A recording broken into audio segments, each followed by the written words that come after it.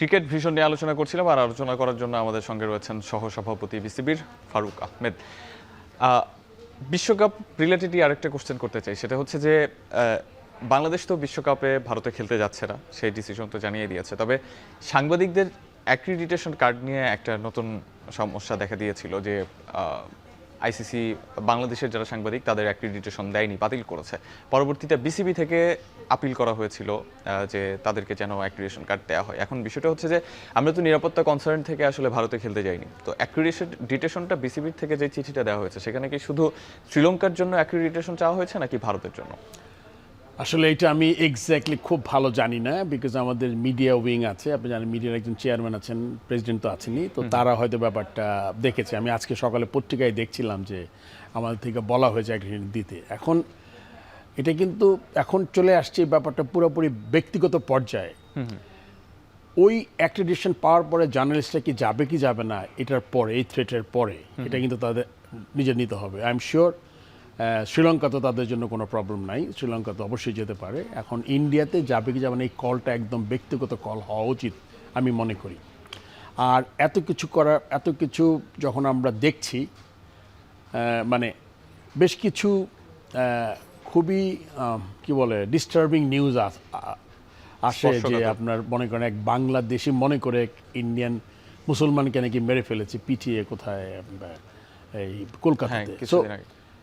এই ধরনের নিউজ যখন আপনি দেখেন তখন কিন্তু এটা খুব আপনার জন্য খুব স্বস্তিতে ভীষণ শঙ্কার, কেননা এইটা সুযোগ যে কেউ নিতে পারে। আমি বুঝাতে পেরেছি আপনি জানেন যে এই দেশ থেকে বেশ লম্বা কিছু সংখ্যক মানুষজন ওখানে গিয়ে আশ্রয় নিয়েছে পতিত সরকারের সময়। সো এই রিস্কটা আমাদের মনে হয় জার্নালিস্টদের একটু অ্যাসেস করে যাওয়া উচিত আমি মনে করি। বিসিবি থেকে কি ধরনের পরামর্শ থাকবে? যদিও এটা ব্যক্তিগত সিদ্ধান্ত, তারপরেও বিসিবি থেকে আপনাদের পরামর্শ কি? এই পরামর্শটা আমি বললাম তো এক্স্যাক্টলি, আমি যেহেতু একমাত্র আমি বলতে পারবো না, বাট আমার ব্যক্তিগত অভিমত বিসিবি থেকে না। আমি মনে করি যে একবার যাওয়ার আগে যে জিনিসগুলো আছে যে কি কেন আপনি লেটস আপনি কাভার করছেন একটা স্টেডিয়ামে পার্টিকুলার গেম, কাভার করে আপনি ফিরছেন 2-3 জন একা বা 2 জন বা 1 জন, আপনি গাড়ি পেলেন, আপনি হেঁটেই আসতে হচ্ছে। So it's like very vulnerable. ওই সিচুয়েশনটা কিন্তু ভালো না। মানে যদি কেউ ট্যাগ করতে পারে তাহলে কিন্তু অনেক কিছু ঘটতে পারে। এবার দেশের অভ্যন্তরীণ ইস্যুতে ফিরি, সেটা হচ্ছে যে বিসিবি থেকে কিছুদিন আগে একজন পরিচালক পদত্যাগ করেছেন, ইশতিয়াক সাদেক।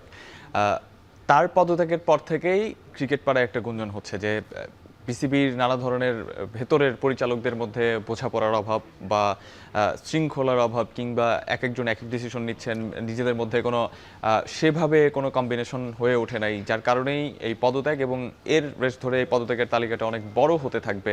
এবং সবচেয়ে বড় কথা যেটা বলা হচ্ছে সেটা হচ্ছে 12 তারিখের পর বোর্ডে একটা বড় ধরনের পরিবর্তন আসতে পারে। সেটা আসলে কিভাবে দেখছেন? একটা করে বলি, আমি অত দূরে যাব না।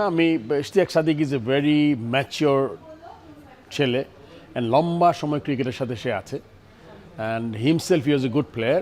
তার passion unbelievable passion for like আমি যতটুকু দেখেছি। অ্যান্ড তো সেই দিক থেকে বিবেচনা করলে আমার মনে হয় এই তার যে ইয়েটা কিন্তু ব্যক্তিগত আমার প্রথম কথা, এবং আমি জানি তার বাবা খুব অসুস্থ।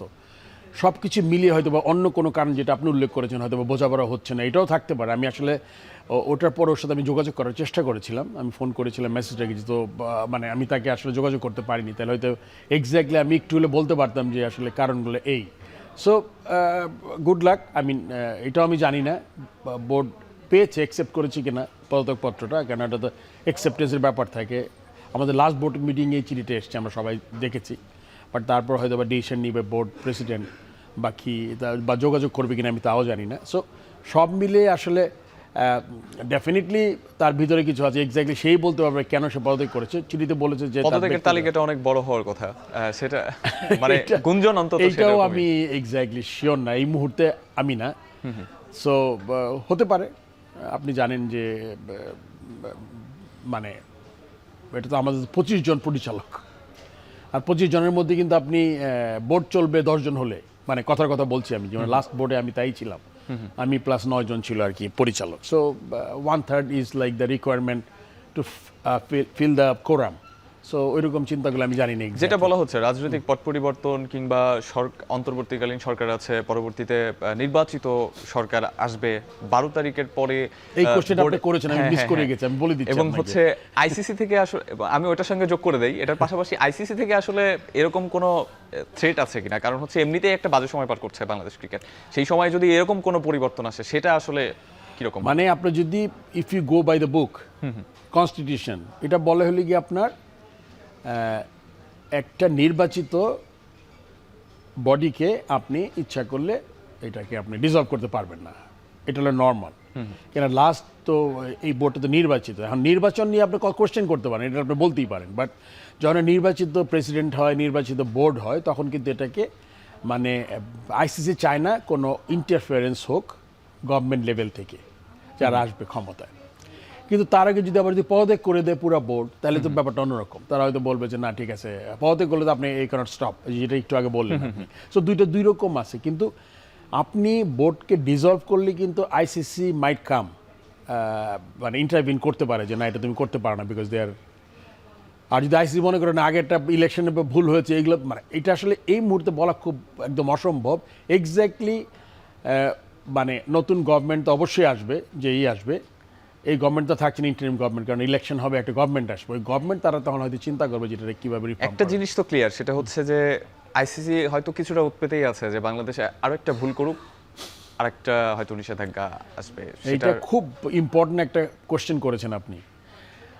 আইসিসি যদি ওরা মনে করে যে আমরা এই বোর্ডকে কিছুটা পানিশ করতে চাই, সেক্ষেত্রে কিন্তু আপনার ওই জিনিসটা খুব ইম্পর্টেন্ট হবে। যদি কোনো কারণে গভর্নমেন্টের হস্তক্ষেপে ডিসলভ হয়, তখন যদি আইসিসি ব্যান করে, তাহলে কিন্তু এটা কিন্তু খুব সুযোগ পাবে তারা একটা বেশি, মানে তারা করতে পারে আর কি। সো এটা আমি এক্স্যাক্টলি সময় বলে দিবে আর কি কী হবে আগামীতে। সেই রকম অপ্রত্যাশিত কিছু না ঘটুক, সেটাই আসলে আমরা প্রত্যাশা করি। বাংলাদেশ ক্রিকেট ঘুরে দাঁড়াবে আরও স্ট্রংলি ভাবে, সেটাই প্রত্যাশা করি। দর্শক,